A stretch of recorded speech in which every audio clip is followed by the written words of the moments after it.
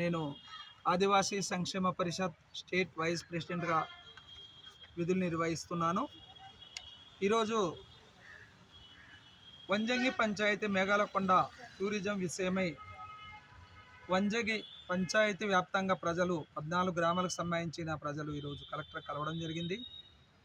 మరి దాని సారాంశం ఏంటంటే, ఫారెస్ట్ అధికారులు వంజంగి మేఘాలకొండ గత 5 సంవత్సరాల క్రితం నుండి నడిపారు.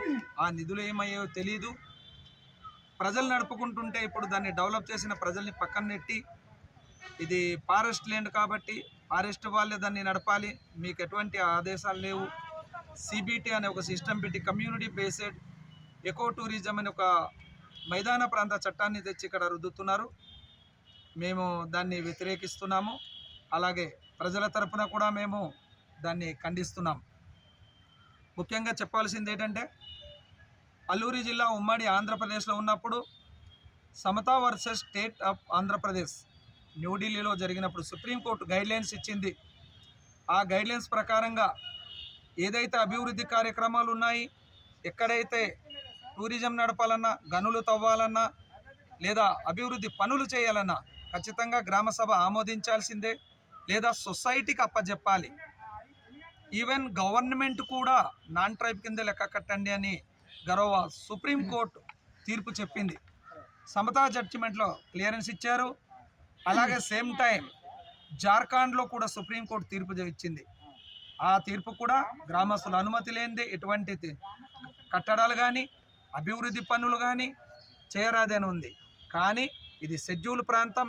షెడ్యూల్ చట్టాలను, హక్కులను తుంగలు తొక్కి 170 నడుస్తున్న 170ని ఈరోజు లెక్క చేయకుండా గవర్నమెంట్ అధికారులందరూ అమాయకమైన గిరిజనుల్ని పక్కన నెట్టి రకరకాల వేధిస్తూ సిబిటి ఖచ్చితంగా మీరు తలొగ్గాల్సిందే అని దౌర్జన్యం చేస్తున్నారు. అందున ప్రజలు తిరగబడినప్పుడు వారికి అనుకూలంగా సంతకాలు చేయకపోతే పక్క గ్రామాల నుండి మేము తెచ్చి ఆమోదించి సిబిటిఏ మేము నడిపిస్తామంటున్నారు. కనుక దాన్ని వ్యతిరేకిస్తూ మరి సుప్రీంకోర్టు గైడ్లైన్స్ కూడా తుంగలు తొక్కుతున్న అధికారులు మేము విన్నవించేది ఏంటంటే, గ్రామస్తులకు అనుమతి లేనిదే ఎటువంటి చర్యలు తీయకూడదు. అదే గ్రామస్తులు అక్కడ ఉపాధి పొందుతున్నారు. సుమారు 400 మంది ఉపాధి పొందుతున్నారు. ఆ ఉపాధి అంతా పోతుంది. సేమ్ టైం టూరిజం వల్ల, ఓపెన్ టూరిజం వల్ల అక్కడ ఏమవుతుంది, ప్లాస్టిక్, చెత్త చెదారం తాగి పైర్ క్యాంపైర్ ఇలా రకరకాలు చేసి అడవిని నాశనం చేస్తున్నారు. కాబట్టి సస్టైనబుల్ టూరిజం అయితే గ్రామస్తుల అనుమతి, గ్రామస్తులు చెప్పే విధంగా నడపాలని విన్నవిస్తున్నాము. దాన్ని ఇక్కడ తెగకపోతే అవసరమైతే కోర్టును కూడా ఆశ్రయించడానికి సిద్ధంగా ఉన్నామని తెలియజేస్తున్నాము. జై ఆదివాసీ, జై ఆదివాసీ. రాజారావు, మాది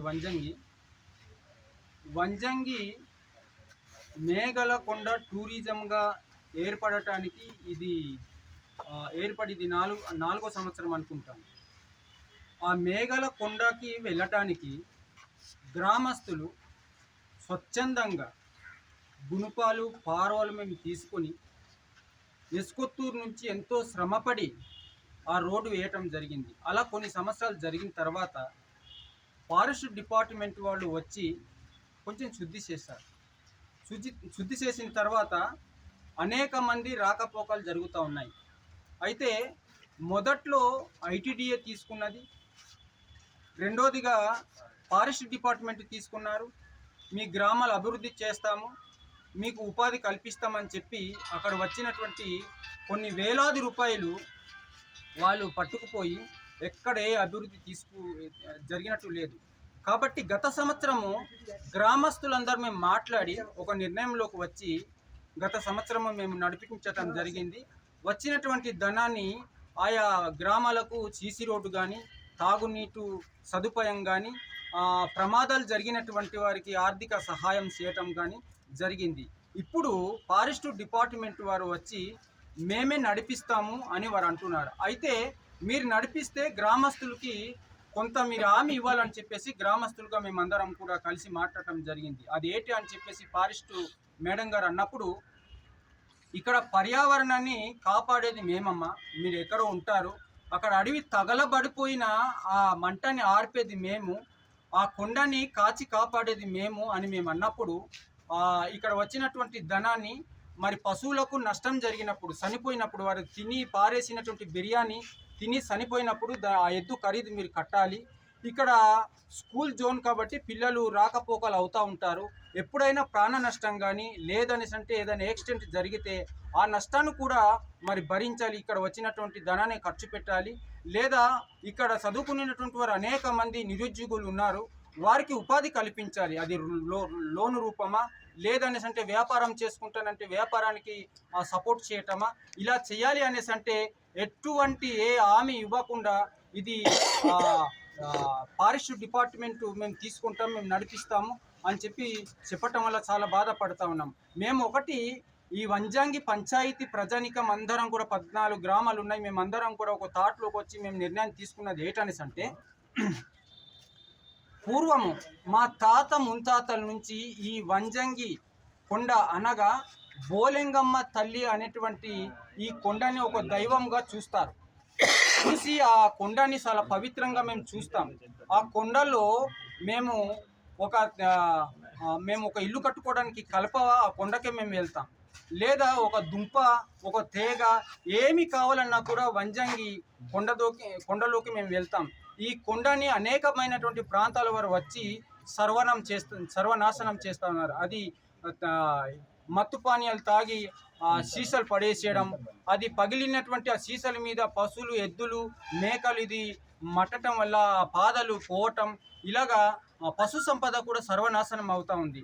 అయితే మా వంజంగి పంచాయతీ ప్రజలకు ఏ డిపార్ట్మెంటు మాతో సత్య సంబంధమై అది నడిపించినా కూడా మా ప్రజలకు నిరుద్యోగులకి ఉపాధి కల్పించే పరిస్థితి అంటేనే మేము ఏకీభవిస్తాం. లేదు అనేసి అంటే స్వచ్ఛందంగా మా వంజంగి పంచాయతీ ప్రజలమే మేము అది నడిపించి అక్కడ వచ్చినటువంటి ఆదాయాన్ని పంచాయతీ అభివృద్ధి కొరకై మేము పాల్పడతాం. దీనికి ఎటువంటి ఒకవేళ గ్రామస్తులకి పంచాయతీకి ఇబ్బందికరమైనటువంటి నిర్ణయాలు తీసుకొని మరి అధికారులు ముందుకు వచ్చినట్లయితే మేము ఏ పరిస్థితిలో కూడా చట్టపరంగా కూడా మేము ఎదుర్కోవటానికి మేము వెనుకంజం వెయ్యమని చెప్పేసి ఖచ్చితంగా ముక్తకంఠంగా ప్రజానికం అందరం కూడా కలిసి మేము అధికారులకు తెలియపరుస్తా ఉన్నాము. కాబట్టి ఈ నిర్ణయం మీరు దయతో మంచి మనసుతో మీరు స్వీకరించి మంచి నిర్ణయం తీసుకోవాల్సిందిగా మనవి చేస్తున్న మాటలు ముగిస్తూ ఉన్నాను.